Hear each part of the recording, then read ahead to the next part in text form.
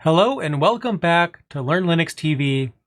I have another video for you guys in my Linux Essentials series, and for those of you that are new to this series, each episode in this series is completely standalone. You don't have to watch all the episodes that I have in this playlist, but the purpose of this series is for me to teach you guys the basics. In each video, I dedicate the entire video to one subject, and then I teach you the basics of that subject. In today's video, we are going to explore the concept of file management. We're going to explore the Linux file system, all the directories that it contains, and we're going to take a look at how to navigate it. Now, before we get started though, I do want to mention the sponsor for today's video, Linode. Linode has been doing cloud computing since 2003, which is actually before Amazon Web Services was even a thing. On Linode's platform, you can get your server up and running in minutes, and they include all of the popular distributions such as CentOS, Debian, Ubuntu, Fedora, and get this, also Arch Linux. And let's be honest, what could be better than a Linux cloud server provider that allows you to tell all of your friends, I run Arch? Linode has multiple server plans available to make any app scalable and flexible. You can use it to host a blog, set up a VPN server, a Minecraft server, or you could do what I did and set up a website for your YouTube channel, because the official website for Learn Linux TV runs on Linode. And Linode offers 24/7 365 support regardless of plan size, so you can get live help from a real person when you need it.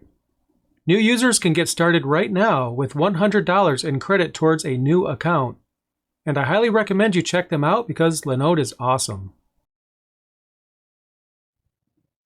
I would like to send a special thank you out to Linode for their continued support of Learn Linux TV. I really appreciate it. Now, with that out of the way, let's go ahead and dive into the topic at hand. All right, so let's get started. Now here on my screen, I have a Debian instance set up on Linode that I'm going to use for the examples in today's video. However, it doesn't actually matter if your instance is on Linode or some other provider because, well, we're going to be looking at concepts that are not specific to the underlying hypervisor. We are looking at Linux file system components, and that's going to be the subject matter for today's video. First, there's a couple things that I think you should be aware of. For one, I often use the terms directory and folder interchangeably, so keep that in mind. They're essentially the same thing, but in Linux, it's a little bit more complicated than that, but I'll spare you the specifics of how that's different since it's out of scope. So when you hear me mention directory or folder, I'm referring to the same thing. Also, it's important to understand what I mean by file system when I use that term in this video. And the term file system has two meanings in Linux, which can be a bit confusing. The first meaning of the word file system is a system on your hard disk that defines how data is written to and retrieved. On Windows, popular file systems are FAT, NTFS, and so on. In Linux, we have ext4, among others. But when I say file system in this video, that's not what I'm talking about. I am not talking about the way that data is structured on your hard disk. What I'm actually talking about is the default layout of the directories on your storage media. Again, it's the default layout of directories on your system. Linux has a generally agreed upon definition for each of the folders in the file system and what they're for. And we'll get into that in more detail here very shortly. And I'm going to show you the file system shortly, but before we do, the first command that we need to know is ls. And here it is. And here you can see I have a file and a folder. Now, generally speaking, folders are often colored blue in Linux. You can't always rely on that though. And that's because colorization when it comes to ls output is a tweak, not necessarily the default on everything, but it is often the case. But what I like to do is run ls-l, which will list the storage in a long list. And we get quite a bit of information here. So first of all, we have awesome_file.txt. That file was created on February the 22nd at 22:57. And then we have this directory right here called characters that was created around the same time. So already we have discovered that the ls command gives you a listing of the contents of your current directory, and ls-l does the same thing but gives you even more information, like the dates and times as you see here. But we also have a permission string for each item on the left-hand side. Now, we are not going to talk about permissions in this particular video. The only thing that you should remember is that this group of characters here at the beginning for each item is the permission string for each item. It's how you know what the permissions are of that item. And I will go over Linux permissions in a future episode of Linux Essentials, but that's enough about that for right now. Now, the reason why I mentioned the permission string here is because it's more than just a way of knowing what the permissions of an object are, and yes, that is the main reason why we have that. The first character actually tells us what that item is. Now here we have D for directory as the first character in the permission string. The D stands for directory. So even if we didn't have the blue colorization here, we would still be able to determine that it is a directory and not a file. If you are coming from a Windows background, you are probably very, very accustomed to seeing file extensions like .txt.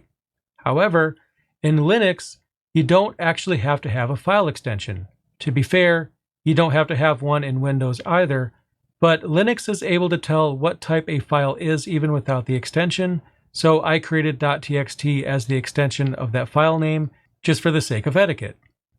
But here we have a hyphen as the first character, which tells us that it's a file. And then here we have D for directory. Now, I've mentioned that the ls command is how we list the contents of our current working directory. But what exactly is our current working directory? Actually, it tells us right here. We have a tilde character right there, and that is shorthand for the home directory. So anytime you see the tilde when it comes to a path in Linux, it's automatically referring to your home directory. But actually, our current working directory is not tilde. If I use pwd to print the working directory, we can see that the current directory that I am inside of is /home/j. That's where I am in the file system right now. So if I was to do ls against /home/j, just like that, we see the same contents as if I was to run ls by itself. Why? Because the ls command, if you don't give it an argument of a path, will list the storage for your current working directory, but you can also give it a path if you wanted to actually look at the contents of a different directory somewhere else. So for example, I could take off the J right here and just take a look at the /home directory by itself. And as you can see inside there, I have a folder called J. Now, the home directory is not the beginning of the file system though. You can already tell that because my home directory called J, which is typically the same name as your username, and the username is typically shown in bash as the first part of your bash prompt, and the home directory for your user is generally going to have the same name as your user. Now, when we actually talk about the beginning of the file system, what are we talking about? What we're talking about is where everything begins. So if I was to do ls-l, you already know I'm in my home directory, and it's going to show me the contents of my home directory. If I was to use that same command against a single /, what would happen then? And as you can see, the output is quite different, isn't it? We have quite a few folders here. Now, I'm not going to go over each and every single one of these items here in this video because that's beyond the scope. I'll be getting to this in just a moment, but I wanted you to know that the file system actually begins with a single /, but just like you would refer to the operating system drive of your Windows installation as the C drive, the beginning of the Linux file system is a single /. So if I clear the screen and I did so by holding Control and pressing L. Let's take a closer look at how this is laid out. So again, pwd, that prints the current working directory. Let's actually look at this path right here. This directory is where I currently am in the file system, and if you have a home directory on your Linux instance, then typically when you open a shell, you are going to start in your home directory. And we have /home/j, so this slash at the beginning is very important. So if I was to run ls-l against home/j, just like that, it's not going to work. Why? Because there is no directory named home inside my home directory. If I was to recall that command and actually add the slash at the beginning, it's going to work. Why? Because I am telling the ls command to start the search at the beginning of the file system, the /, and there in the root file system, there's a folder called home, and underneath that folder is another one called J. So let's walk through that.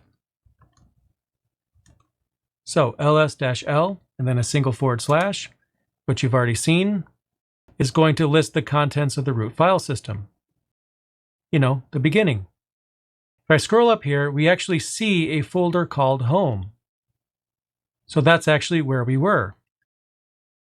So I could type cd for change directory and then a single /, and that's actually going to change my current working directory to being just /, as you see here. So if I list the storage again, and I didn't use the -l option this time, but it doesn't matter, you can see all the contents of your root file system. And then I can go into /home. We see the home directory right here. So I'm basically telling the cd command to start at the very beginning of the file system and then change into a directory called home. And we do have one right here. And now my current working directory has changed to /home, as you can see. And now you can see right here, I have a home directory. So let's go in there. Now notice that immediately my current working directory, which is normally shown right here in your bash prompt, has changed to a single /. So if I was to go back to the root file system and then cd into tilde, as you see here, that basically brought me to my home directory. So again, the tilde is shorthand for your home directory. Now let's take a look at some of the things that we have here in my home directory. I have a file right here called awesomefile.txt, and then I have a directory called characters. So let's go ahead and see what's inside that awesome file. And I can use the cat command, short for concatenate, to view the contents of a file, and there are other commands that you can use to view the contents of a file as well. That's beyond the scope. Just keep in mind that when it comes to Linux, there's always more than one way to do virtually everything. And that file contains Linux is awesome. And well, that's one method that we can use to view the contents of a file. But I also have a directory called characters, and I bet you're curious as to what I have in there. So I will cd into that directory, and what I did just now is I typed cd space and then a few characters of the directory, and then I pressed tab. If you have typed enough characters of the object, you can basically press tab to autocomplete that, which I did right here. And inside that directory, we have a text file called Batman and another one called TMNT. So if I cat out the contents of Batman, you can see that it contains that. And then the file TMNT, as you could probably guess, has the names of the 4 Teenage Mutant Ninja Turtles. And why did I use that as an example? Well, if you can use Ninja Turtles as an example for anything, you probably should. Anyway, those are some examples of moving around the file system. You saw the ls command quite a few times. That's how you can list the contents of a directory. And then we also used cd to change directory. Now let's go to the root of the file system. And let's have a chat about some of these directories here, these default directories, and what they're for. And why are there so many? Now, I'm going to go over the more important directories on this list. It's beyond the scope of this video to go through all of them. In fact, there's an entire PDF, I think it's something like 40 pages. It's called the Linux File System Hierarchy Standard. It's a standards document for the Linux file system, providing a definition for each of the directories and a lot of the subdirectories that you could find on your typical Linux system, and the purpose for each of those directories. And I'm not going to read that entire document to you. I think that would probably put you to sleep. But again, I'm going to go ahead and go over the more important directories that we see here. Now, first of all, I mentioned that if we have a D at the beginning of the permission string, then that means that object is a directory. And I also mentioned if it has a hyphen or dash at the beginning, then it's a file. So what the heck is this? It's an L. Well, that actually implies that the object is a symbolic link. And you can see here that it's a link called bin, and it points to user bin. Now, I'm going to save symbolic links for another video. So the takeaway for now is that L is link. Moving on from there, we have a boot directory. This is one of those directories that you should never mess with unless you have a very specific reason to do so. And the boot directory, just like the name would imply, actually contains very important files that allows your system to boot. So if you start messing with the contents here and you make a mistake, well, guess what? Your Linux installation may not boot when you go to restart it. Moving on from there, the etc directory is a very important directory. That is where your system-wide configuration for applications is stored. And the etc directory is often a target for backups, as it should be, because, well, important configurations are stored there. So as you get more into Linux, you'll understand that you have local configuration files. You also have system configuration files. In your home directory, we're not going to get into this right now, but you're able to actually store config files for your user in your home directory. And if you do that, then those settings apply only to your user. But settings inside the etc directory, that actually applies system-wide. So let's go inside and have a look around. We have quite a few objects here, don't we? Now, I'm not going to go over all of these here because that would take a long time, but we have a lot of configuration files here that are very important to our system. If you are working with a server, and let's say, for example, you set up a web server, you want to serve a web page from your Linux server, then the configuration for that web server is going to be stored here. And if you back up your etc directory and something happens to your server, then you can easily restore the settings for your web server. And that's one of the many reasons why you would want to back up your etc directory. And what I'm going to type now is cd ... which basically means go back to one directory below where you are right now. Moving on from there,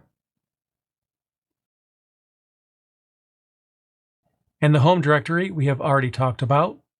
But what's interesting though, is I have mentioned that each user has his or her own home directory.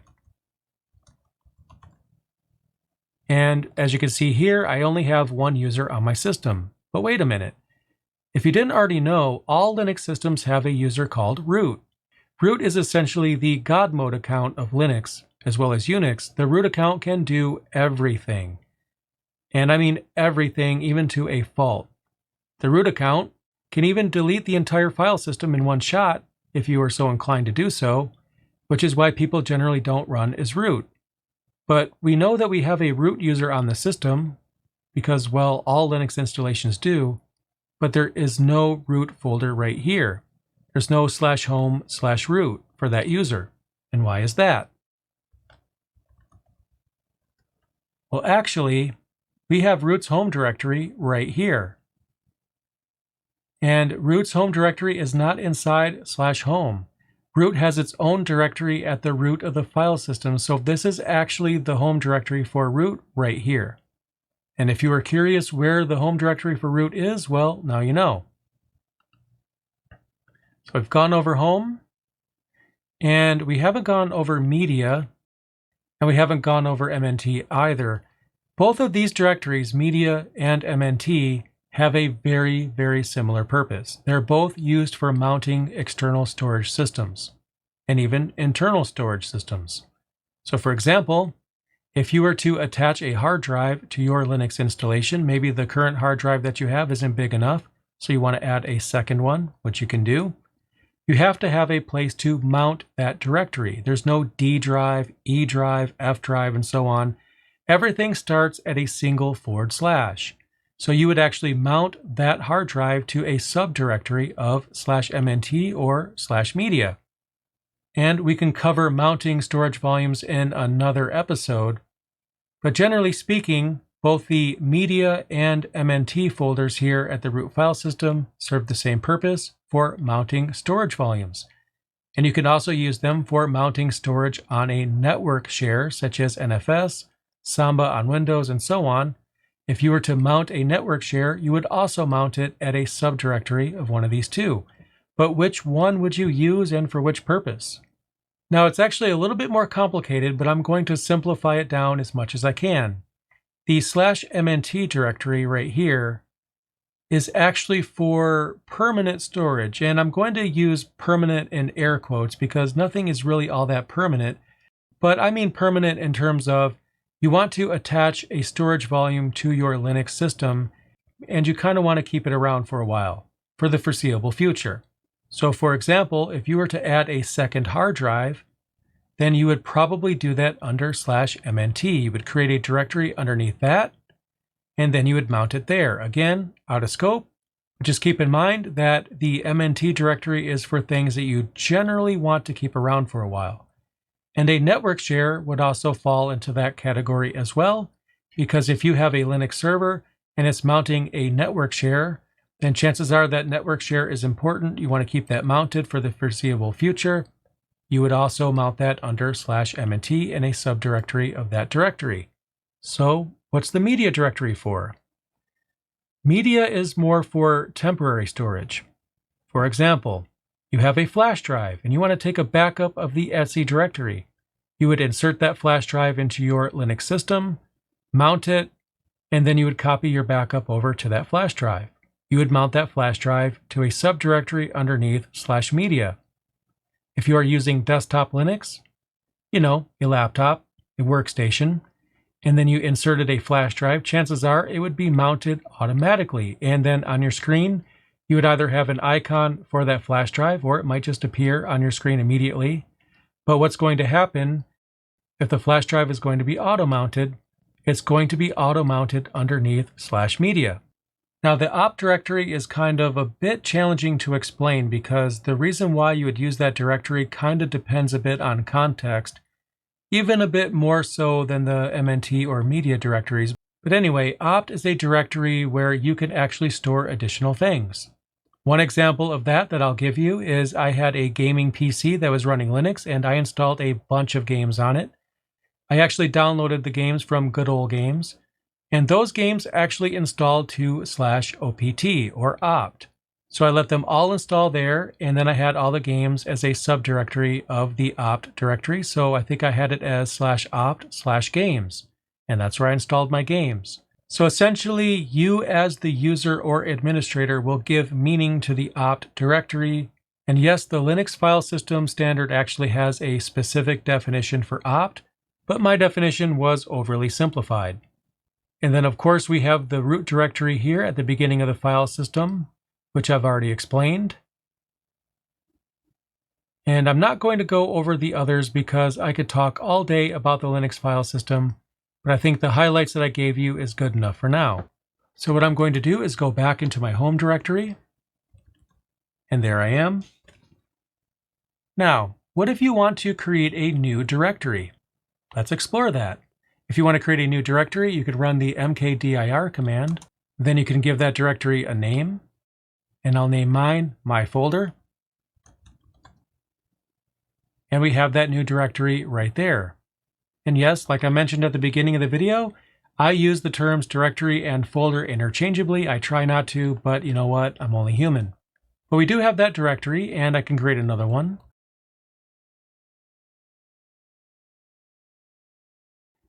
And now we have that one. So as you can see, creating a directory is very easy to do. But what if I wanted to create a directory several levels down? So what I'll do is I'll create a third directory and then a directory underneath that one.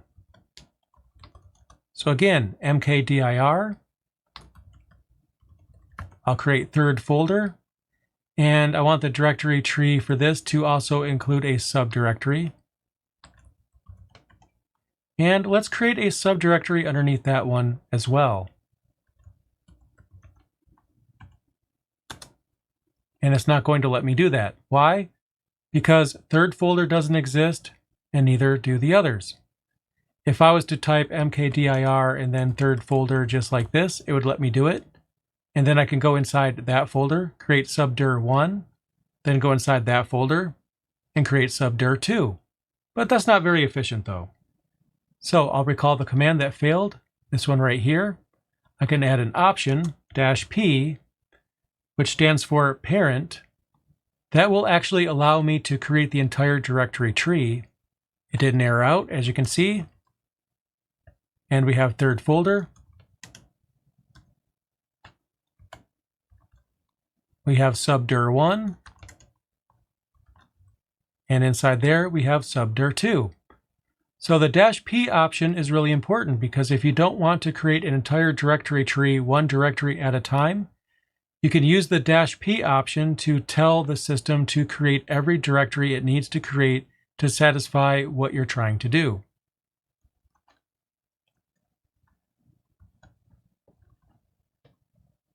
Now let's look at the concept of removing a file. I'm going to remove the file awesome file. And that's actually pretty easy. We could type rm, short for remove, and then the name of the thing that we want to remove. And it let me do it.